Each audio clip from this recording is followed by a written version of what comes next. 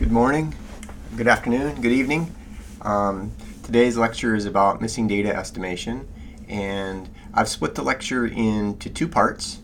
In the first part, I'm going to talk about why we do missing data estimation, what it does, why we care about it, terminology and background theory, what our options are, all that stuff. And then in part two, we'll do an example in Stata where we'll actually do a couple of these different missing data estimation. First off, the goal of missing data estimation is to get unbiased estimates and standard errors. Anytime we have missing data, we worry that the people who dropped out of our study or who didn't respond to a question are going to look different than the people who did, and by excluding their potential responses, we're going to get bias in our estimates and standard errors. The standard errors part often comes in because if you have a lot of missing data, you end up having quite a bit smaller sample size. And so that's the primary goal. The reason I'm really explicit about what the goal is of missing data is because the goal of imputation techniques is not to accurately estimate people's missing values. Historically, people have taken these missing data imputation techniques and they've created missing data. So for instance, they went into a data set and they randomly set a bunch of the data where they knew what the response was to missing. They ran that through one of these techniques, and then they held up and said, look here at subject 1, their weight, I know what their weight is, it's 195 pounds, and I ran this imputation and it said their weight was 170 pounds. Look how terrible this technique is. The reason that that's not fair is because we don't really care about what that person's weight is. The goal of this, just like the goal of all of our science, it's not to talk about what our individual subjects in our data set are. The goal is to take the information from these people and talk about relationships and associations. And those are what we're trying to estimate. We never really care about individual data points in our data sets. And so I just want to be very explicit up front that if you ever hear people talk about missing data techniques, maximum likelihood, imputation is the big one, and they say, oh, that just makes up data, and I've looked at that, and that's not good at all at recreating missing data. Maybe not. But that's not what we should judge it on. We should judge it on by when we use this technique, does it accurately recreate the estimates and the standard errors? And I'll tell you this, that when you hold up multiple imputation to that criterion, it performs much better. So this is a big field, and it's a growing field. And there's a lot of textbooks to read and to look at, and I can't cover all of the ground in just a couple of lectures, and I wouldn't try to. I would definitely recommend that if this is a topic that you're interested in, that you think you will use in your work, that you should seek out some of these books, read them, and learn from them. And the Rubin book in '97, Multiple Imputation for Non-Response in Surveys, that's kind of considered the Bible in the sense that this is where Donald Rubin proposed multiple imputation, and this is kind of the seminal text on the topic. There was another book with Little that came out later and kind of fleshed out some of these things, and it's kind of the modern version of the textbook, the Little and Rubin. Since then, there have been a number of texts.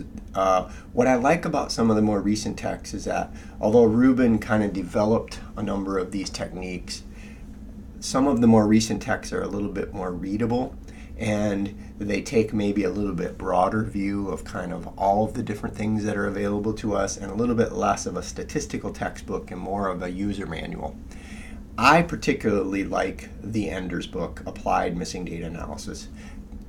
Probably because, one, Enders is probably trained as a social scientist more than a health scientist.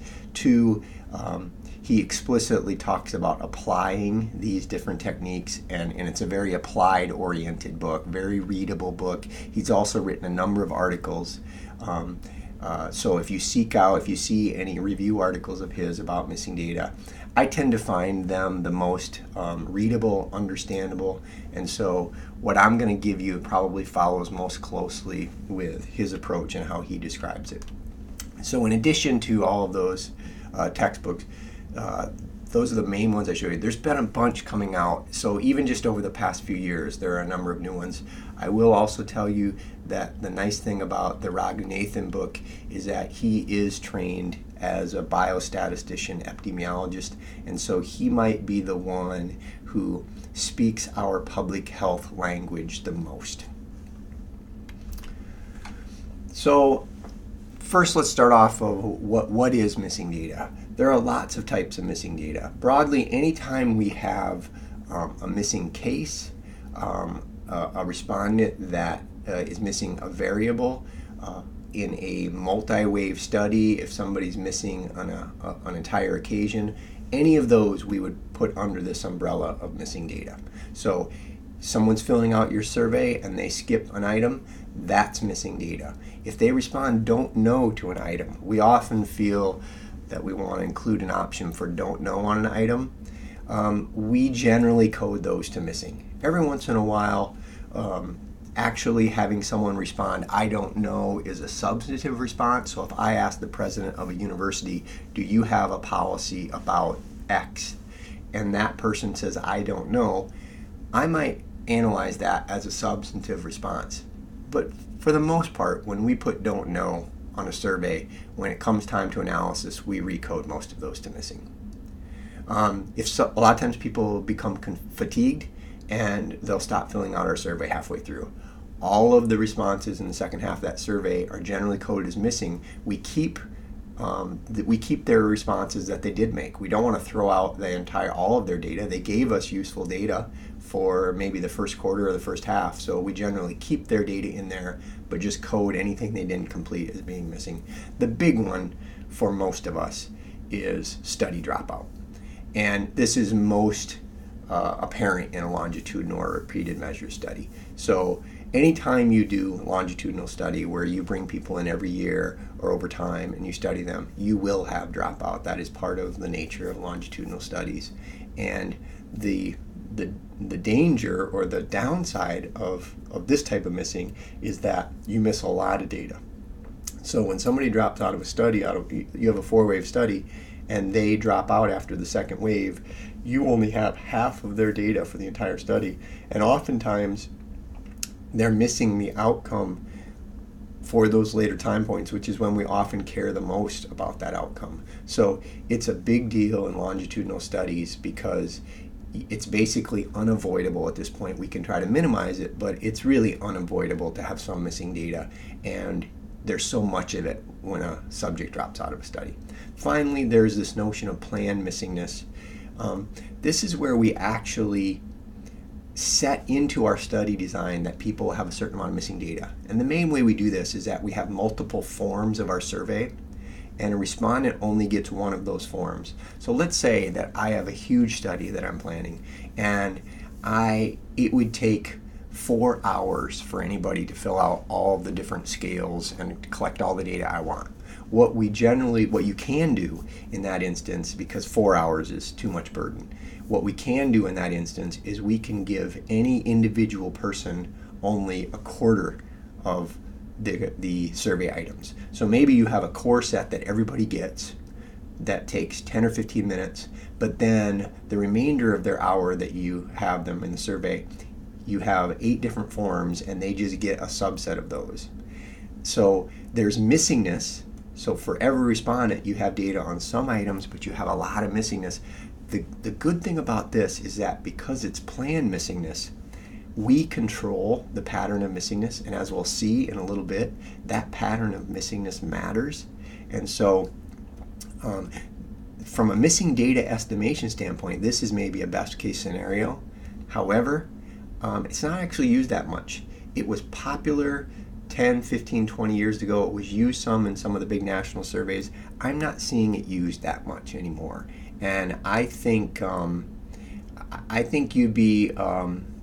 think it's the exception at this point that you would actually find a scenario where you have a a survey or a data set that actually has planned missingness. But this will come up again when we talk about mechanisms. So, mechanism.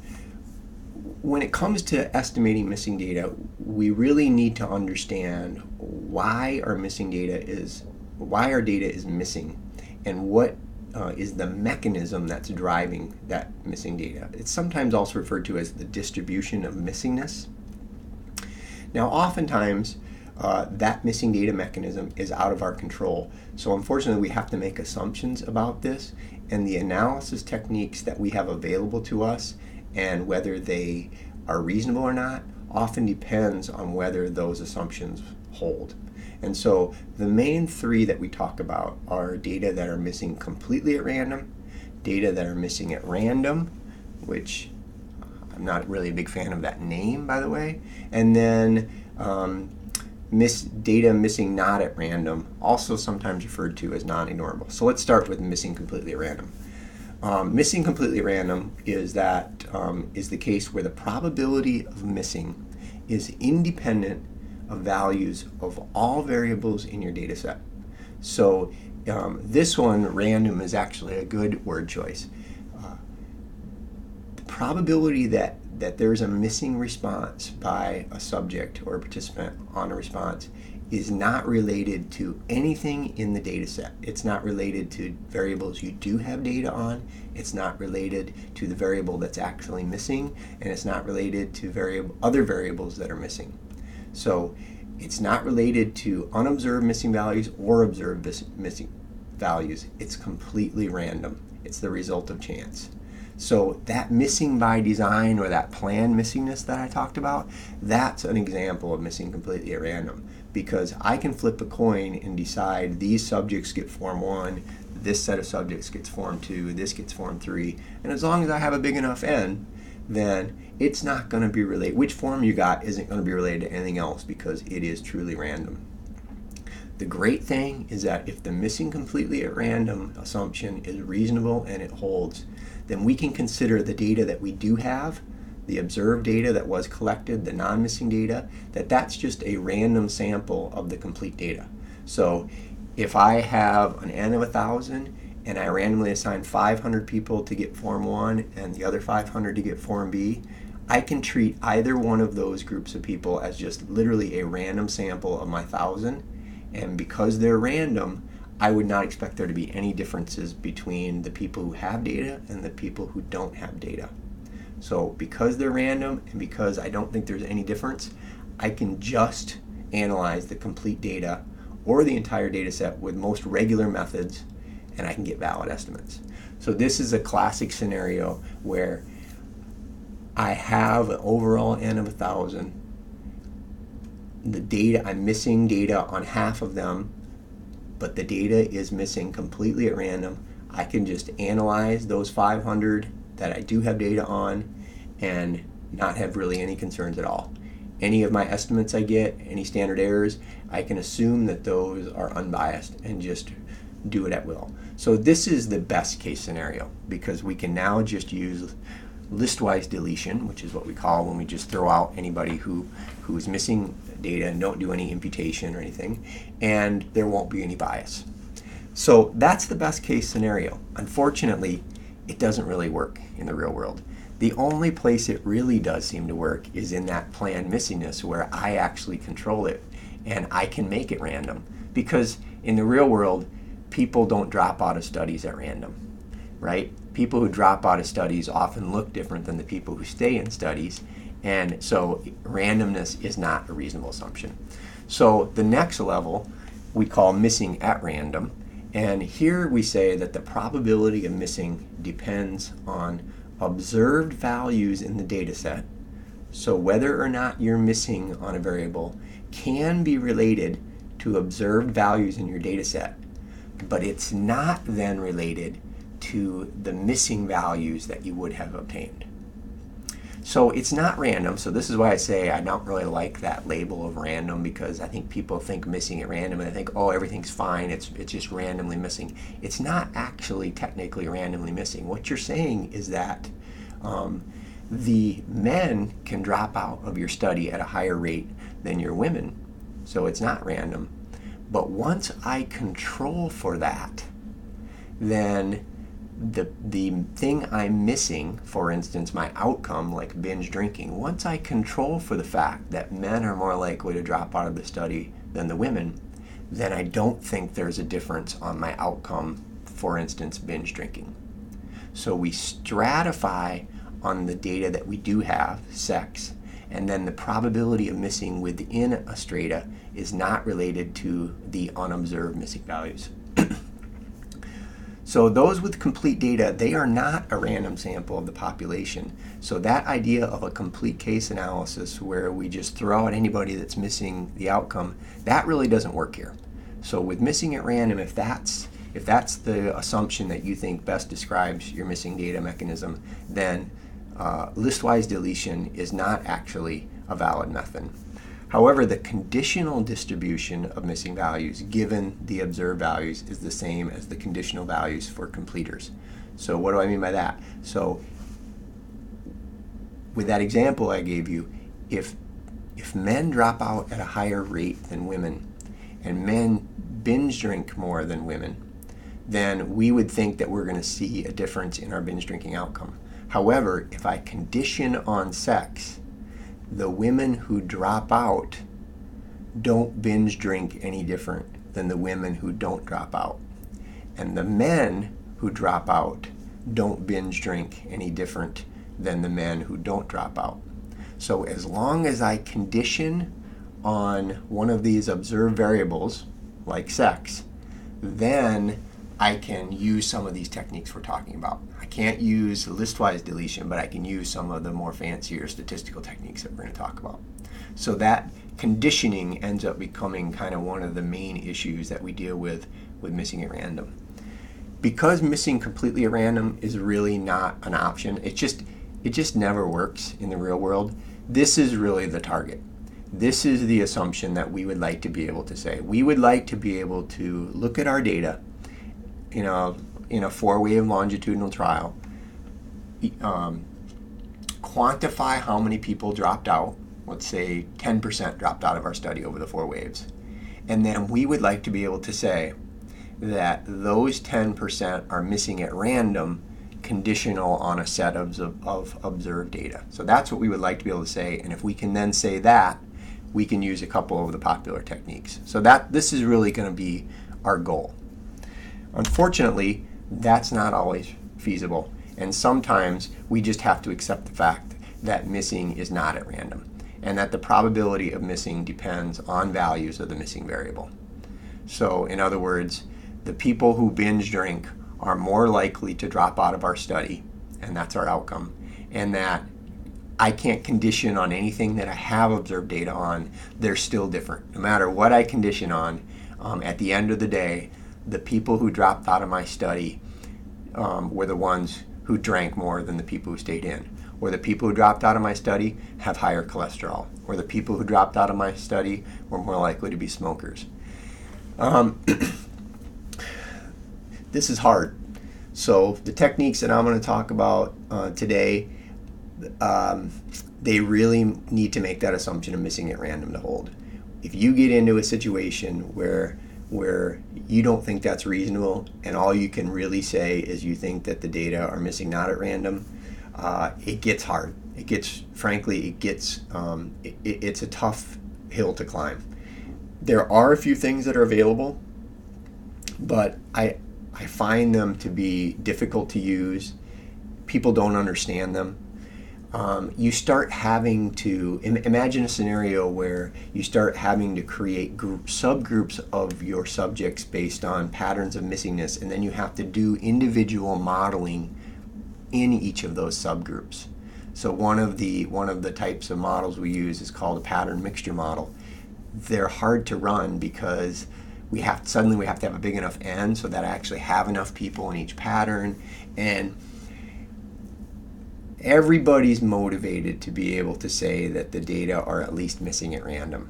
And then by being able to say that missing at random is reasonable, then we can use some of the easier techniques. So that's why I say that's the sweet spot that we're going for. Missing completely at random is really probably unrealistic in the real world because we've done enough studies to know that people who drop out of studies and people who don't answer questions just look different than the people who don't drop out or the people who do answer. There's often differences between them. However, if we can find some things that once we condition on them, the differences go away, that's a best case scenario, and we can use some of these techniques. If we have to be able to go to the MNAR, then we're kind of in a box. Okay? So how do you figure this out? So we can distinguish missing completely at random from the other two. However, it's actually pretty hard to distinguish missing at random from missing not at random. The reason being, of course, is that the only way to really make this distinction is we need the missing data, right? So we really need to have that missing data to be able to compare these two and figure out which is which. But we don't have it, or we wouldn't be here. So so it often ends up being the case that we talk about reasonableness of the assumption. So we can't say, oh, the data are missing at random. What we can often say is we think the missing at random assumption is reasonable. So that's usually the goal, is when I look at my data, I evaluate how much missing data I have, and then I try to look at it and figure out, is it reasonable to assume that MAR holds, and therefore I can use some of these techniques. So there's a gray area there, and everybody kind of has their own way of figuring out. So for me, the main way I deal with this is in the context of longitudinal studies, because they're popular and I do a lot of them, and dropout is common, and so we have to deal with it. So what I usually do is I try to identify, these are the people who ultimately drop out of my study, and these are the people who never drop out. So let's say I've got a 4-wave study. I create a group of people and say, this is the 70% of my people who provided data at all 4 time points. And then here's the other 30%, and they dropped out at some point. They might have given data at time points 1, 2, 3, and then not at 4. It might be just 1 and 2, and not at 3 and 4, etc. Doesn't matter. I create 2 groups of people, those who provided complete data and those who provided incomplete data. And then, because it's a longitudinal study, I generally have data for everybody at baseline. There may be a few missing data points, maybe someone didn't answer their sex question, but for the most part, I leverage the fact that I have data for almost everybody at baseline. So once I've created these 2 groups of people, I compare them on baseline variables. And the one I'm really interested in is the outcome variable. So if I'm doing a 4-wave study and it's a weight loss trial, yes, I care if men drop out at a higher rate or if younger folks drop out at a higher rate. But what I really care most about is, for the people who dropped out of my study, was their weight the same or their BMI the same at baseline? That's the one I'm mostly interested in. So I identify dropouts from those who provide complete data, and I just start looking at baseline variables and see if there are differences, focusing on, first, the outcome of interest at baseline, and second, then I bring in some of those covariates. So maybe I see, for instance, that they are different on their weight at baseline. However, it's because men dropped out at a higher rate and men are heavier than women. And so once I condition on sex, that difference in weight goes away. So a big part for me in a longitudinal study design, before I do any missing data estimation, is to figure out, is to do some of these analyses and look at some of my baseline data and see if I think that missing at random assumption is reasonable.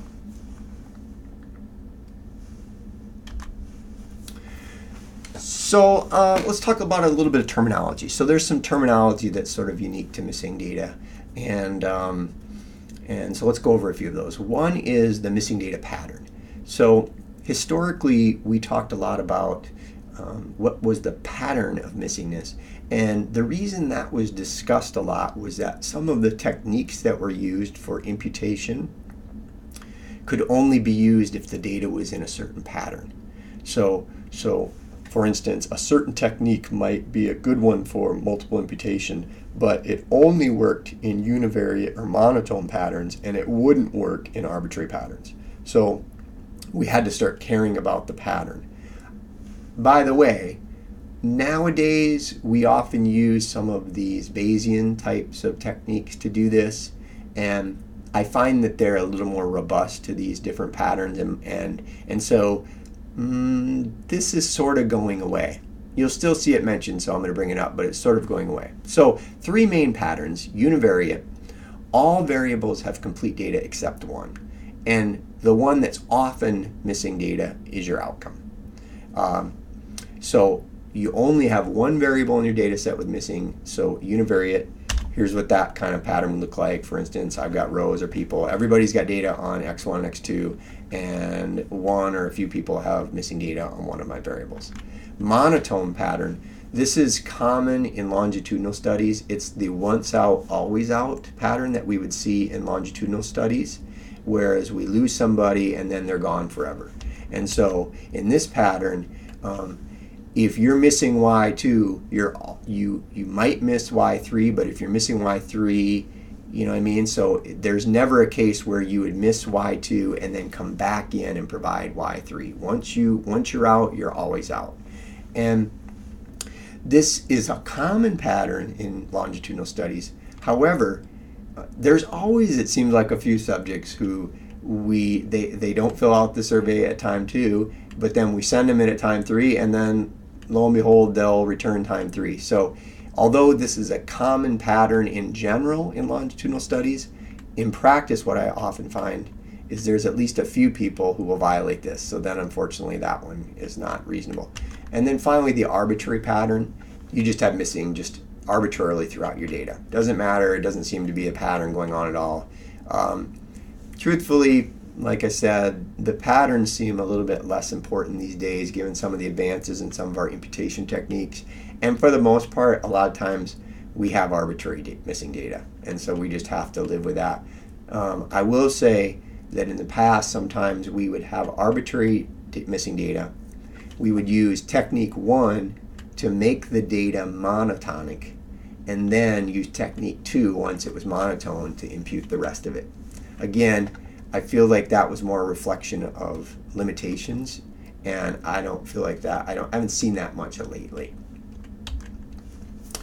So let's talk a little bit about what our options are.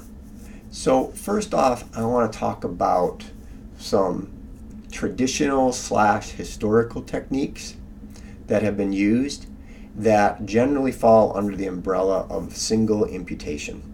So we are imputing, i.e. we are filling in a value for that value that's missing, and we're just going to come up with one number and plug it in. So I fill out the survey, I don't write in my age, we go along in our data set and we say, oh look, subject Darren doesn't have an age, let's put something in this box. Let's estimate a number and put it in this box, one number. There's a lot of these different techniques for what number to put in that box. I will tell you this, in general, they do not work well. So I'm going to give you the punchline right now. Don't do any of these things. Most of these single imputation techniques, other than a few somewhat obscure ones, generally introduce bias into your data. So given that we've made such advances in some of the better modern techniques, I recommend, I can't recommend a scenario where this seems reasonable to do. And I'll show you some of these and I'll try to make my case a little bit better. Bottom line, if you see people who are doing single imputation, it would definitely put up my flag. So if I'm reviewing a paper and someone said they used one of these single imputation techniques, I'm going to immediately respond as a reviewer to that and say I have concerns about these techniques. So what are some of them? Last observation carried forward. This is a technique that was common in trials, and it was particularly common in trials where one of the main concerns we have in randomized trials is that we tend to lose the intervention folks at a slightly higher rate than the control. And the main reason for that probably is that there's a little bit more burden often on the intervention subjects. So if I have people in a randomized trial and it's a weight loss trial, oftentimes the control folks are just given some materials to read and they don't have to do stuff. The intervention people have to show up to a bunch of sessions and do a bunch of stuff. And as a result, maybe they have a little bit more burden, and so they fatigue a little bit quicker and drop out. So the logic here was that if somebody drops out of the study, then I'm just going to take whatever their last value I had on the outcome and I'm just going to carry that forward. So for instance, I'm in a weight loss trial and I'm there at baseline and I'm there at 6 months and I've lost a few pounds, and now I don't show up at 12 and 24 months. Let's just keep my weight where it was, right? Because that's going to be conservative. It'll keep me in the study, but then we won't let me lose any more weight, right? By keeping me where I was, the idea is that I'm not going to contribute. This is not a good thing to do. And I can't think of any good reason to do this. There are actually a few people out there where to this day you will still see this mentioned, but we've mostly, I think we've mostly convinced everybody that this is not a good thing to do. And I'll show you some plots to show you why this is probably not a good thing to do. Second, slightly different, we substitute the mean. So anybody who's missing a variable, we put the mean for that variable from the remaining sample in. Again, the idea here is probably seems reasonable and rational, and that is to say, rather than just throw them out, I'll just give them the mean, and by giving them the mean, I'm not going to bias it up or down, right? I'm just going to keep them in the study, so that's good, so my n doesn't go down, and by giving them the mean, no harm, no foul. That's not true. This actually does an okay job at estimating the mean, but it doesn't do a good job estimating the variance. You distort the variance when you give everybody the mean, and you can just kind of think about it. Suddenly, if I stack up a whole bunch of people in the middle that would have been spread out, I'm going to get a lower variance estimate. And it's actually that lower variance estimate that will distort, that will bias our model as much or more than having the mean be miscalculated. So again, the idea probably seemed reasonable, seemed like this one would be fine and wouldn't introduce any bias. In fact, it does. Conditional mean substitution, same idea, we just make it better, right? So instead of giving everybody the mean, let's give everybody the mean conditional on them. So now let's say that I give everybody who drops out, instead of giving them all the mean, let's give the men who drop out the mean for men. And let's give the women who drop out the mean for women. Let's give the intervention folks who drop out the mean for the intervention. The control folks who drop out the mean for the control. You get the idea. It is slightly better than mean substitution. However, it can inflate the association between the predictors and the outcome by not modeling uncertainty. So now we're starting to get into the thing where it's not just full-blown, flat-out, this is distorting the distribution, I'm going to get the wrong variance. But suddenly I could start introducing bias because now I'm putting numbers in based on predictors and I'm not modeling the fact that I'm just going to put one number in there and say, oh, this person's weight is 180. But that's not the same as weighing someone and having their weight be 180. When I weigh somebody and their weight's 180, then I know that it's pretty darn close, right? Within a quarter of a pound or something. But when I just put in someone's value as estimated for men as 180, I can't treat that the same way. So now we're getting to the point where we're not modeling the uncertainty in the imputed values, and that starts to add distortion. Final one I'm going to talk about is hot deck imputation, and as you can imagine, there's also a cold deck imputation, and there's a couple of different ones related to this. This one comes from the survey world, and it was developed specifically to try to better preserve that distribution of the outcome rather than just the mean. So the whole point of this was actually to try to improve on some of those mean substitution and actually keep the distribution / variance unbiased. And this one's brilliant. For each person who has missing data, just use data from a different person in your data set to fill in their missing data.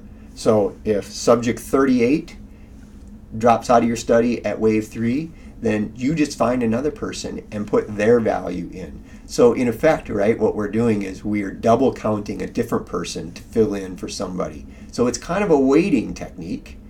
And so that's good. It's actually, it seems kind of, this one actually seems less logical, less rational, but it actually, statistically speaking, it works because it preserves the variance better, and we can do not just random hot deck, but we can actually say, okay, here's a 45-year-old white woman who dropped out of my study. So now let me go find a 45-ish white woman who I can substitute. So you can do kind of conditional hot deck imputation.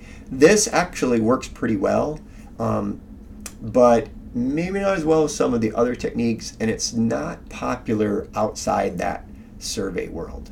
So I don't think this is a terrible technique. I think it's still used in certain circles. It doesn't introduce as much bias. It's just not something, I guess, we use. And I'll leave it at that.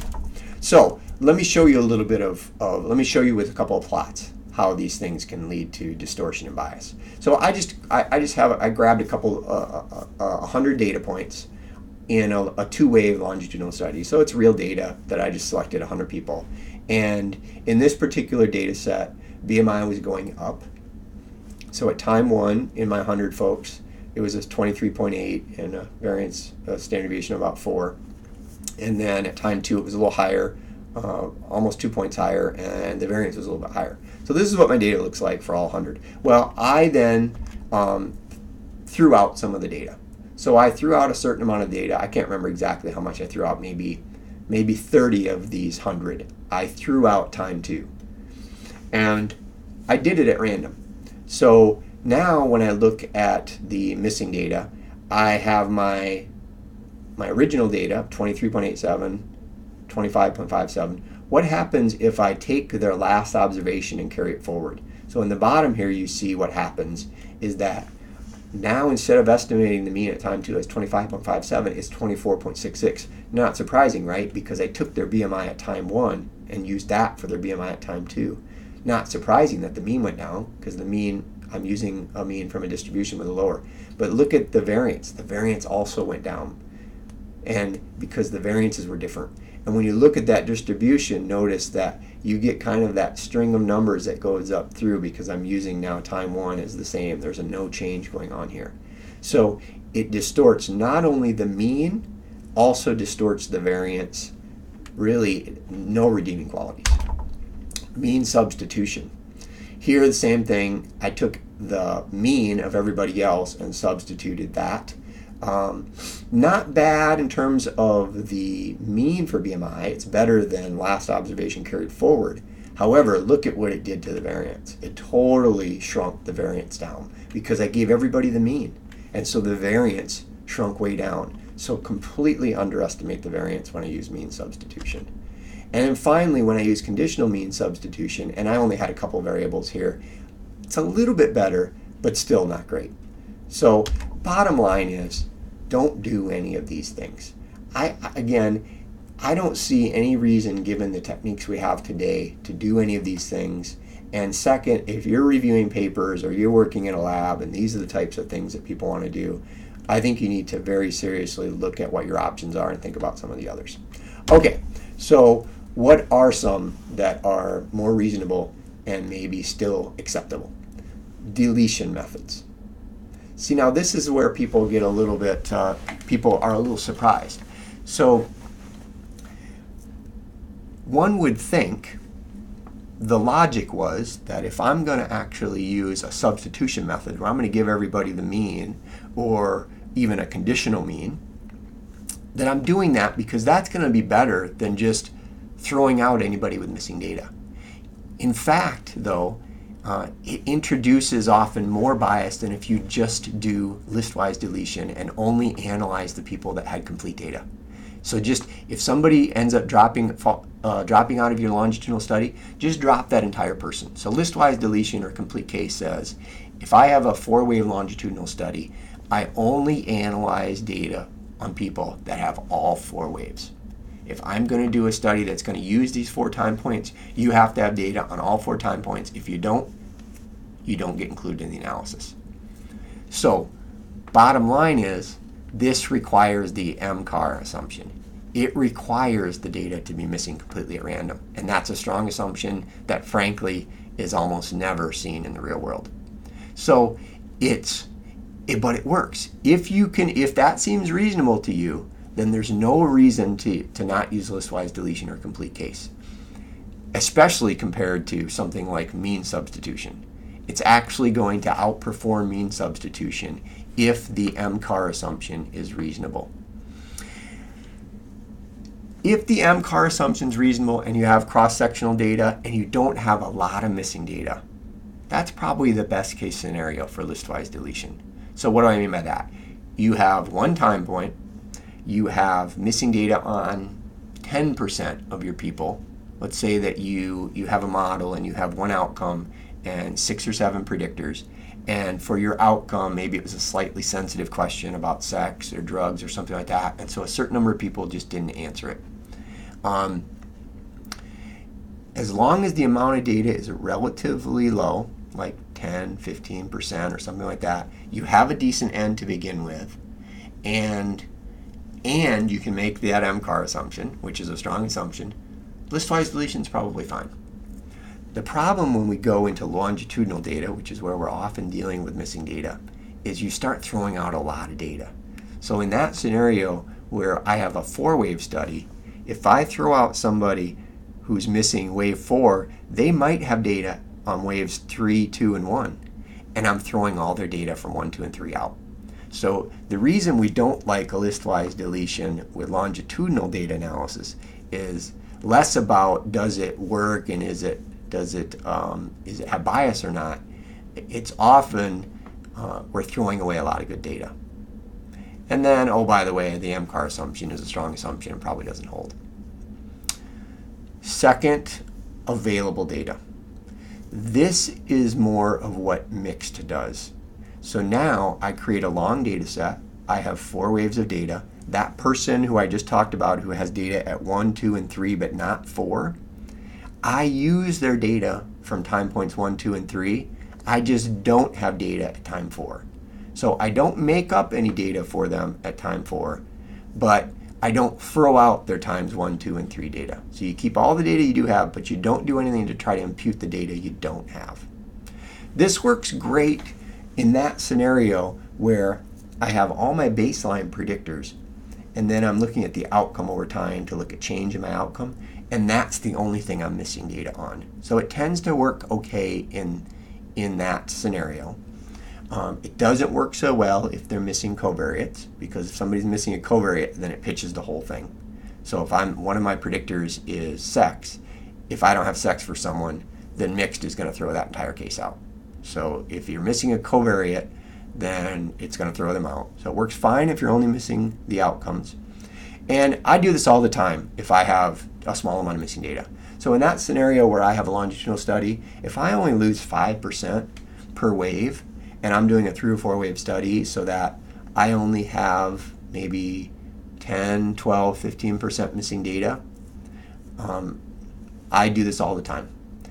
I will often look at those who dropped out and make some comments about whether they're different or not. So I still want to say, are they different or not?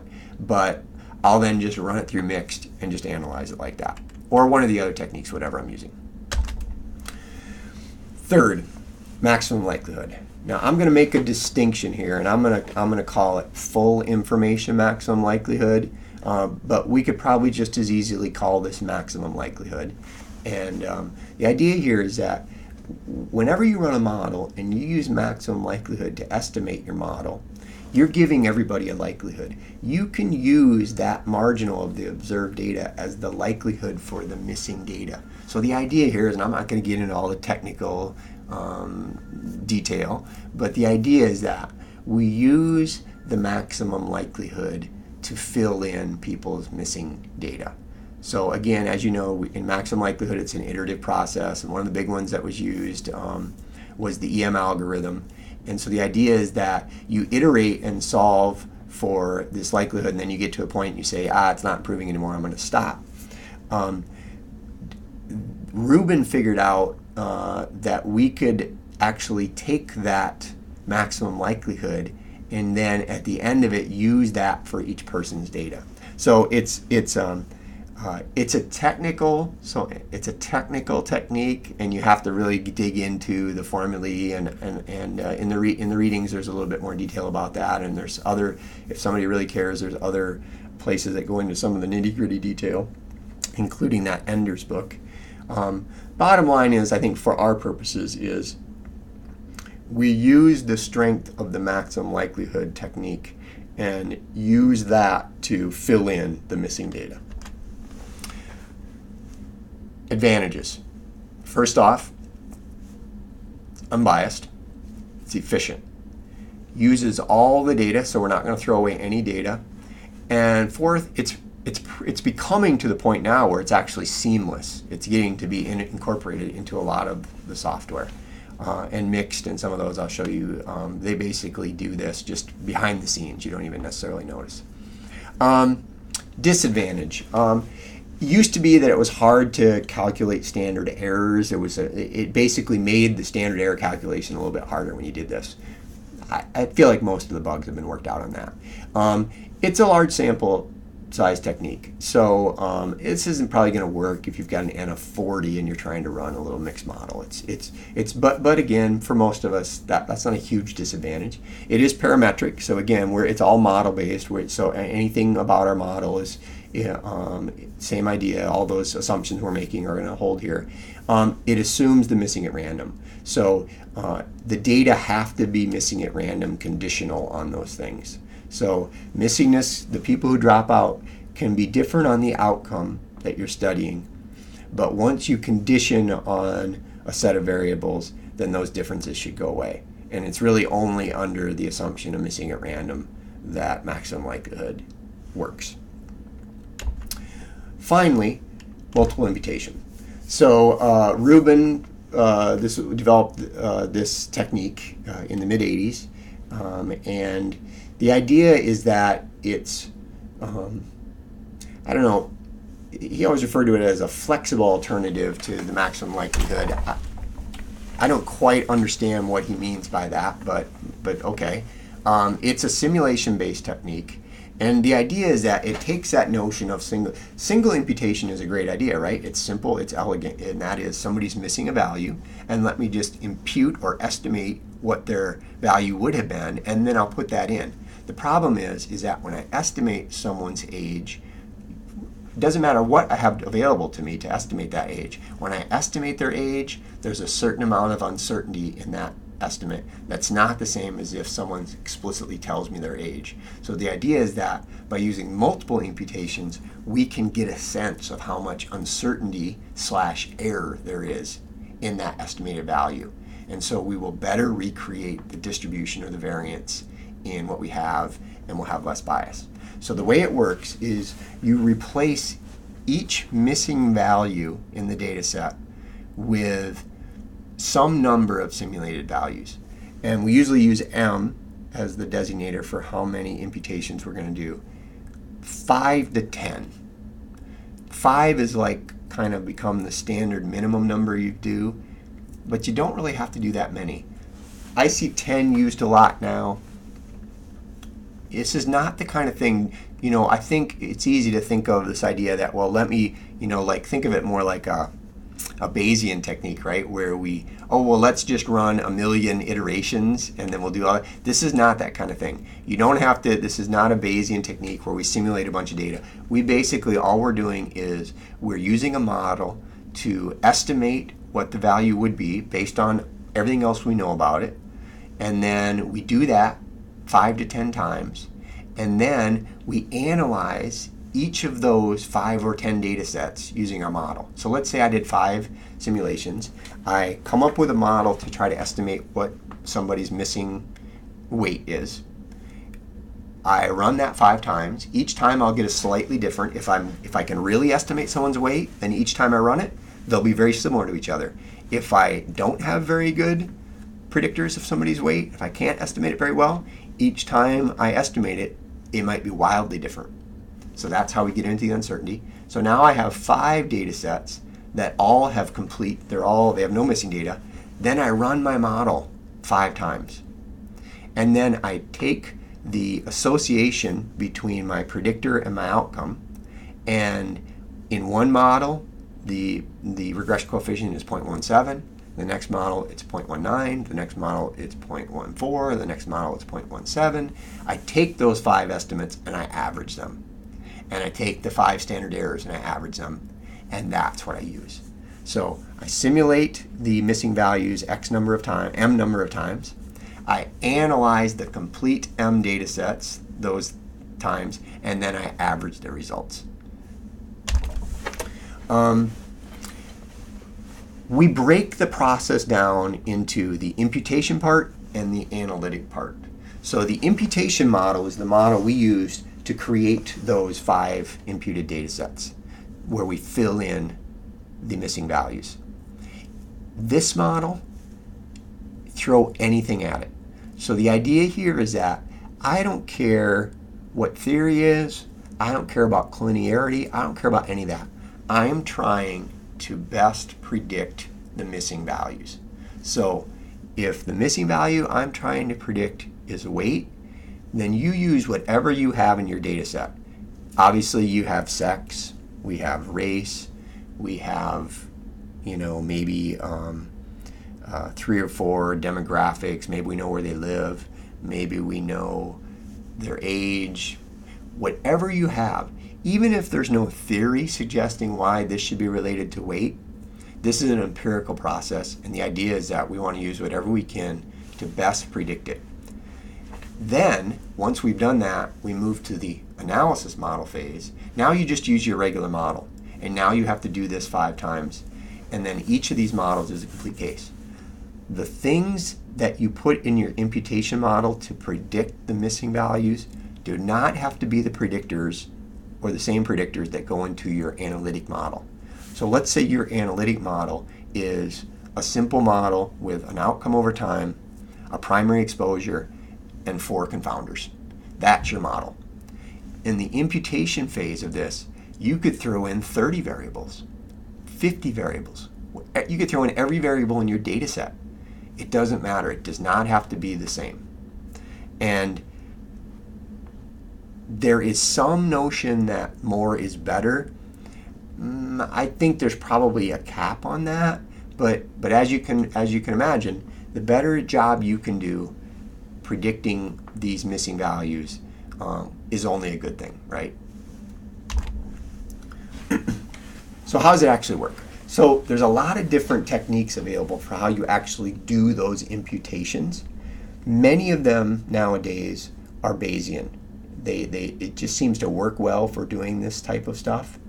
And the kind of default ones are basically fitting a normal distribution type, linear regression type model, where you're assuming that the thing you're trying to impute has some distribution and it's normal, continuous, and you're going to use some type of Bayesian regression model to put in a whole bunch of predictors and then come up with a predicted score for that.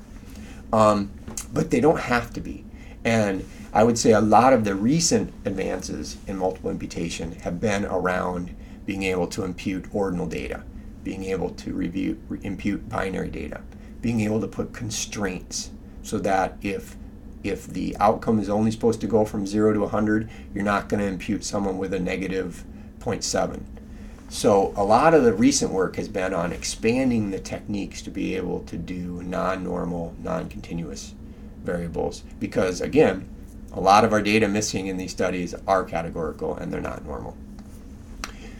And second, there's often not really a distinction between predictors and outcomes.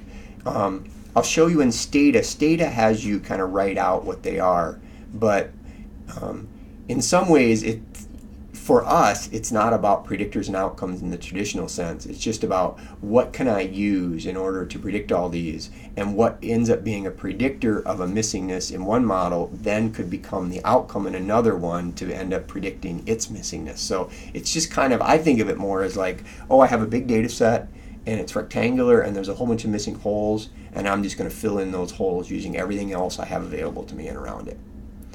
And in general, the better job we do predicting those variables, i.e. the better job we do imputing, the better our MI estimates are going to be.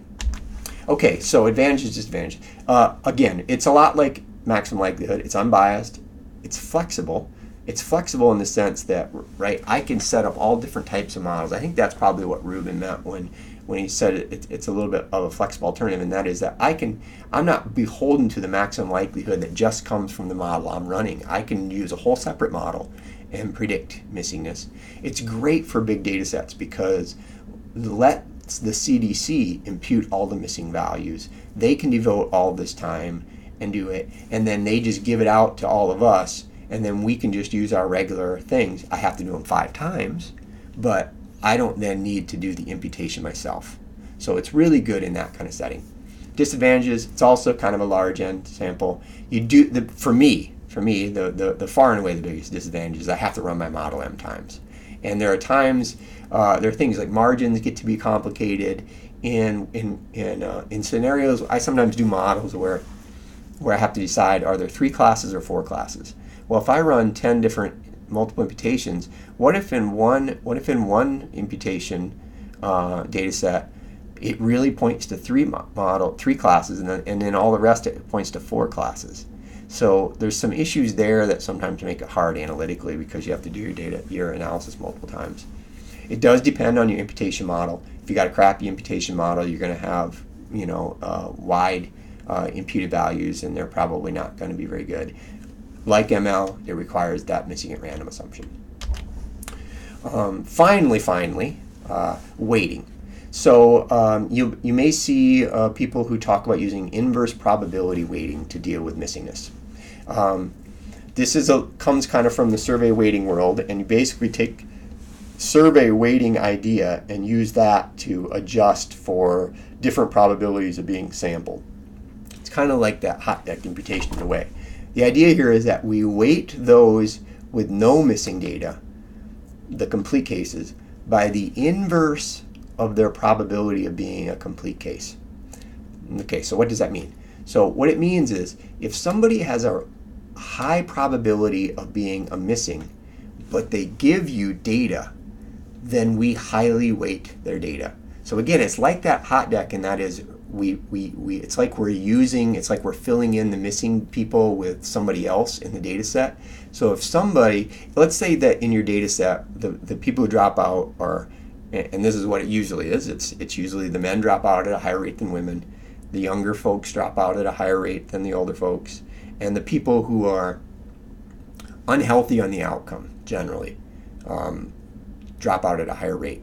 So if you have a young male who is a binge drinker or a heavy smoker or something, and they did give you complete data, then we weight their data higher based on the probability of a young male who's a heavy smoker, their probability of being in it.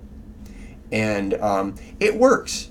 I think the statistician folks think that maybe it's not quite as efficient as maximum likelihood or multiple imputation, but to be honest, in some ways it's a little simpler, both conceptually and analytically, and some people were trained to use it and have invested in it, and I think it probably works fine. I would not go to someone who's been using it successfully and feels like they understand it. I wouldn't necessarily go and say, oh, you should be using one of these newer fancy techniques. So you might see inverse probability weighting to deal with missingness, and it works well. Okay, conclusions, recommendations. Many of the simpler deletion and single imputation, they are just not ideal, and frankly, they should just be avoided. I can't think of many scenarios where particularly the single imputation techniques would ever have an advantage over just using the maximum likelihood or even just listwise deletion. So I don't see any real good reason to use those. If your amount of missing data is small, and there's no real good number for that, but if it's 5 or 10%, and the missing at random assumption is reasonable, and you've got a big N, then just analyzing the available data is probably okay. So don't try to do anything fancy. Basically just say, let's just run it and I'll analyze it the way it is. And if you use mixed, by the way, it will probably already, just without you even doing anything, use the maximum likelihood anyway. So it's almost like, depending on your model, if you're just using regular linear regression or something like that, then you would probably be using the available data. If you're already using mixed anyway, in one of the modern packages, it's probably going to end up using FIML anyway. So there's a certain notion that look at your MAR assumption and see if it seems reasonable. And if you don't have that much missing data, it's probably almost a do nothing and it'll all be fine. When it comes to the experts, again, most everybody nowadays is basically saying it's maximum likelihood or it's multiple imputation, and these are really the best way to deal with missing data nowadays. And to be honest, in the real world, I don't think there's a huge difference between those two. So I don't think, for instance, that there's any reason to think that imputation is inherently any better than maximum likelihood. MI has gotten easier in modern software. However, I still think it's a little bit more work than maximum likelihood. Because again, maximum likelihood, as long as the software you're using does it in the background, as the analyst, we don't hardly have to do anything. We just have to make sure I'm running a model and maybe I'm specifying the right maximum likelihood method, but that's about it. In Stata, I like Stata has the MI and it has a suite of different things you can do with it. I think it's great. I actually like it just because it's a good way to look at your missing data, and I'll show you that in the example. So even if I don't use MI, I often will use some of the MI commands to look at my missing data and then still use maximum likelihood or just available data. You really need to be able to convince yourself that your data are at least missing at random. If you're in a situation where you don't think missing at random is reasonable, then your options are pretty limited. These pattern mixture models, these selection models, they're a lot of work, and I'm not sure if they work that well. There is a lot of work right now trying to figure out better ways of dealing with this. So that's probably the next big horizon, is figuring out a way to easily and appropriately and accurately deal with missing data when it's missing not at random. Okay, bottom line, minimize your missing data. We can talk all day long about all these different fancy ways we can do to deal with missing data. As a researcher, as a data collector, the main focus should be on minimizing missing data. It's kind of like that interplay between design and analysis, right? We often have to use these fancy models analytically to compensate for weak design. I think we're almost always better off strengthening design and not having to deal with weak design via fancy methods, fancy models. Same thing here. You're always going to be better off just minimizing the amount of missing data you have, and that's just going to save you. We have techniques now, and they're great, but bottom line is, first and foremost, minimize your missing data.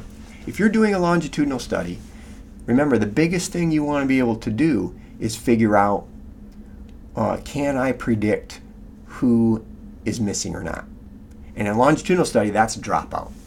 So there's been kind of a little mini push to say, why don't we just ask people if they think they'll drop out? Because I'll be honest with you, if you ask people if they think that they will drop out over time, and you give people the right kind of opportunity to tell you that they might, that actually will do a pretty good job of predicting whether or not they fall out of your study. And that's what we need to do. All of these techniques,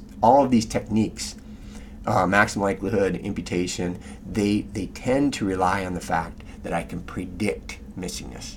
And if I can predict missingness, then I can impute and deal with it. So why not consider throwing an item in and figuring out just like some way to facilitate our ability to predict who's going to end up being missing or not. Finally, in the real world, I don't see a big difference between maximum likelihood and MI. MI seems a little bit more popular right now. So I think I think it got a little bit, I think it was a little bit more for people to a little easier for people to wrap their heads around what was going on than just saying, oh, the maximum likelihood's doing it. It's easier to think about imputing it and doing it actively. And so it seems like that's the one that's more popular. And so in terms of reviewers, you may have to convince reviewers that maximum likelihood's appropriate and it does just as good as MI. MI might be a little bit better received by reviewers. Finally, inverse probability weighting. It does have its proponents and it has its place, and I think it works fine. It's not as popular. All right, that's the background on missing data, and in the next lecture we're going to do a worked example in Stata showing how to do both maximum likelihood and imputation.